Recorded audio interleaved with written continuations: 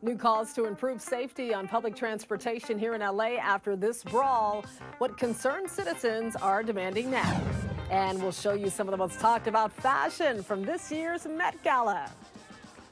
Hello, everyone. You're watching The Rundown. I'm Robin Winston. More on those stories coming up in a moment. But first, home insurance rates are about to rise for more than 350,000 California homeowners, for some as much as 25%. Insurance company Travelers Insurance is raising its rates by an average of 15% for its program called Quantum Home 2.0. The company said it's also dropping thousands of customers due to wildfire risk. State Farm and Allstate also said they will drop some policyholders for the same reason. It's unclear where in the state homeowners will see the largest increases. The changes could take effect as soon as June 24th. The housing market is crushing renters' dreams of becoming homeowners. The share of renters who believe they'll eventually be able to afford a home has reached a record low. That's according to a survey from the New York Federal Reserve. Just around 13% of renters still have hopes of owning a home despite higher costs and elevated interest rates. That's down from 15% in 2023. It's time to check in with meteorologist Belinda Leon tracking your first alert forecast. Hi, everyone. Well, here's your forecast for the rest of the week. Those winds will continue to, gust in the mountains and deserts. The temperatures, those are going to feel like spring. In fact, it's actually going to get a little warmer through the week. Dry conditions continue. No need for the umbrella. The May gray will returning from the middle towards the end of the week. So we'll start off with cloudy skies and gradually get to the sunshine. Now in the Antelope Valley, LA Ventura County mountains, this is where a wind advisory will be in effect from Tuesday afternoon all the way through Thursday morning. So watch out for gusts up to 55 miles per hour there. Meanwhile, for lower elevations, we're looking at some warmer temperatures. So you see the 80s returning towards the middle and end of the week. Right now, Friday does look like the warmest day, 84. It cools slightly as we head into the weekend, but Mother's Day is looking nice and warm with temperatures in the 80s. UCLA students are back to remote classes. A group of pro-Palestine protesters tried to stage a sit-in on campus Monday over the war in Gaza. Our cameras were there as more than 40 people were arrested and later released. Campus police say the protesters were delaying an official police investigation, but police have not said what investigation was delayed. Classes were scheduled to resume in person Monday for the first time since last week's violent dueling demonstration, which ultimately led to police clearing out the encampment. But UCLA has now decided to continue with remote learning for the rest of the week. At Pomona College in Claremont, protesters have set up an encampment on the commencement stage. They're also demanding the college divest from Israeli companies. Pomona College released a statement that says, in part, quote, "Our students, faculty, staff, and alumni hold a range of viewpoints. We will promote safety for all members of our community and pursue our educational mission considering the full range of viewpoints," end quote. Commuters say they want to see more safety measures on all public transit. It comes after this video showing a woman attacking a Dash bus driver over the weekend. We've since learned that woman, 27-year-old Teresa Avina, is in custody on suspicion of battery and being under the influence. LAPD says she was arrested in a separate incident, after a separate incident when she attacked another passenger and a police officer. Last week, Metro bus drivers staged a sick out to bring attention to their safety concerns after a driver was stabbed and a 66-year-old Metro train passenger was killed. Now riders are demanding more be done about violence on board. Attacks must stop. The attacks must end, and they must end now. You need a permanent presence on the trains, not on the platform, but on the trains. Earl Afari Hutchinson with LA Urban Policy Roundtable is calling on the city and county to add roving security teams on buses and trains. In a statement, Metro said, quote, "Transit security officers are now riding the top 10 bus lines that have experienced greater number of operator assaults, and we are working on longer-term plans which include the addition of even more dedicated transit security bus riding teams." Protesters took to the streets of Baja California saying something needs to be done to stop the violence after 3 surfers were robbed and killed.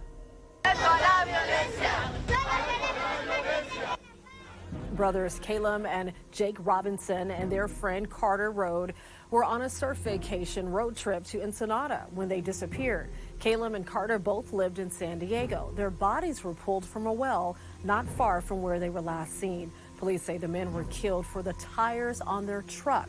So far, 3 people have been arrested. People living in and around Playa San Miguel says the area has been known for surfing and good times. But now things have gotten too dangerous.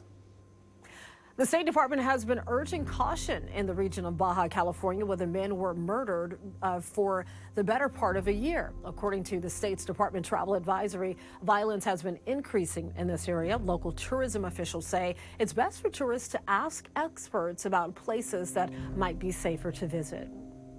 A stern warning for former President Donald Trump. The judge overseeing the hush money trial in New York is warning Trump could be sent to jail if he continues to ignore his gag order. The former president has violated the gag order 10 times.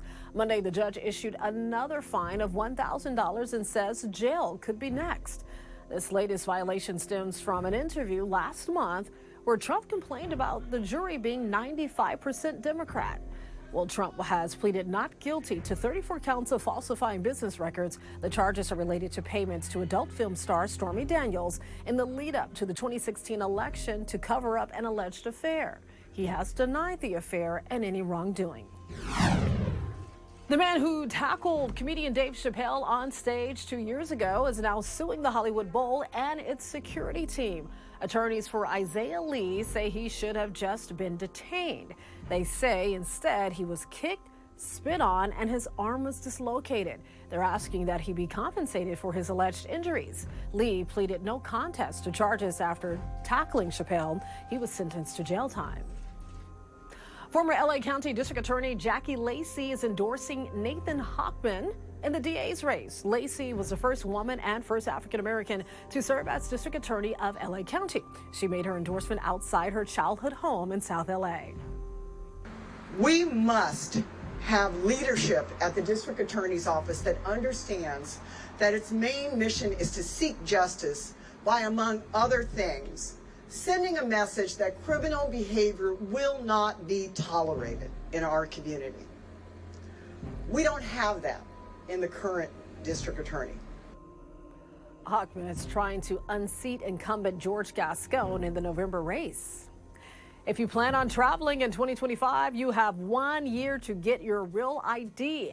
The Department of Homeland Security originally gave a 2020 deadline, then pushed it back because of the pandemic. The Real ID compliance is part of a larger act passed by Congress in 2005. That act set minimum security standards for the distribution of identification materials, including driver's licenses. And that means certain federal agencies like the TSA won't be able to accept state-issued forms of identification without the Real ID seal. Homeland Security says if your documents are not compliant by May 7th of next year, you won't be able to board planes or access certain facilities. Be sure to get that done. The people at the heart of the Last Repair Shop documentary were honored at the LA Unified Music Repair Shop in downtown LA. The short won an Oscar this year. The director is calling it a film project about the heroes in our schools who often go unsung, unthanked, and unseen. LAUSD Superintendent Alberto Carvalho and the co-directors of the film presented the Oscar statuettes to them in person. I hope when you come in the morning and you see that award, you realized how many people the work that you do here affects, because it is profound. Congratulations. The repair shop maintains more than 130,000 of the musical instruments students use. Snoop Dogg is making college football history. The rapper announced he will sponsor the Arizona Bowl later this year. The game will be presented by Snoop and Dr. Dre's Gin and Juice canned cocktail brand that you see here. This means the game set for December 28th in Tucson will be the first alcohol-sponsored college bowl game. The Disneyland Resort is making plans for Halloween. Yes, it's already that time. Disney announced the dates for its popular Oogie Boogie Bash. Yeah, it's going to be fun. It's starting earlier than ever. The Halloween party will begin in August. It'll be at Disney California Adventure on 27 select nights from the end of August through Halloween night. Disney did not say when tickets will go on sale, But fans are waiting to mark that day on the calendar. Last year, tickets for the Halloween party sold out within 12 hours. So when they make that announcement, you got to be ready, right, to get those tickets. The star-studded Met Gala in New York City brought out celebrities in a wide range of unexpected looks, from floral touches to earthy tones and shimmering gowns. So let's take a look at some of the most talked about looks from this year's tan and green carpet. All right, starting off with co-chair Zendaya, my fellow Oakland native. She wore this deep blue and green gown as an ode to nature with a towering headpiece and a hummingbird on her neck. Wow, very nice. And then in a surprise move, she actually walked the carpet again to close it out, showing up in a second outfit sourced from a Beverly Hills vintage clothing store. Well done, Zendaya. Well done. And then we have Cardi B. My goodness, look at this one. She stepped out in one of the largest gowns we've ever seen at this event. I mean, it was so big, the rapper needed not one, not two, not three, but 9 people to help her extend the dress and carry it up the stairs. I mean, wow, go big or go home. Cardi definitely brought it this year. And then we have singer Tyla.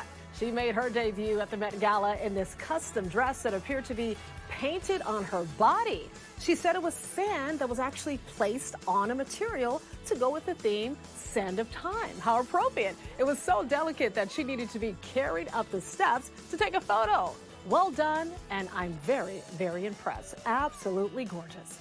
You can always get news and weather updates on the NBCLA app and our website, NBCLA.com. And be sure to tune into Today in LA on NBC4, weekdays from 4 to 7 a.m. I'll be helping you get around with traffic reports throughout the morning. I'll see you next time on The Rundown.